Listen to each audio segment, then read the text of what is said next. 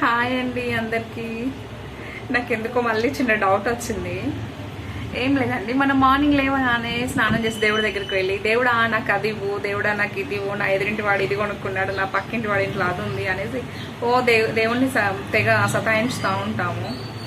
కానీ నాకు అనిపించింది ఏంటంటే, మనం పుట్టక ముందే మనకేం కావాలో ఈ ప్రకృతి, ఈ నేచర్ ప్రతి ఒక్కటి మనకు అరేంజ్ చేసి పెట్టిందేమో అని నాకు ఇప్పుడు అనిపిస్తుందండి. ఎందుకంటే మనం తీసుకునే ఆక్సిజన్ కానీ, మనము నిల్చున్నానికి భూమి కానీ, మనకి వాటర్ కానీ, సపోజ్ దేవుడే ఎదురయ్యి మీరు యూజ్ చేస్తున్న వాటి అన్నిటికీ రెంట్ కట్టండి అని అంటే మన జీవిత సమయం సరిపోతుందా అండి? ఈ రెంట్ కట్టడానికి మన ఆదాయం సరిపోతుందంటారా?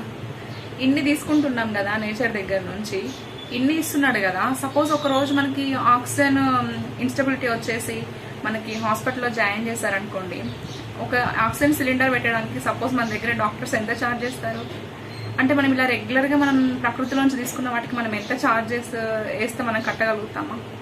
ఇవన్నీ కరెక్టే కదండి.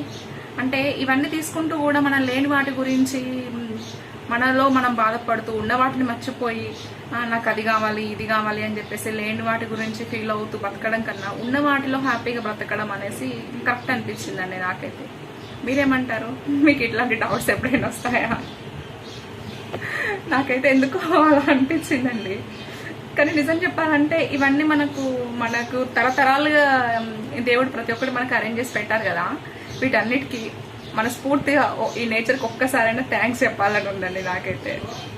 మీరు కూడా చెప్పేయండి కదా. Okay, thank you.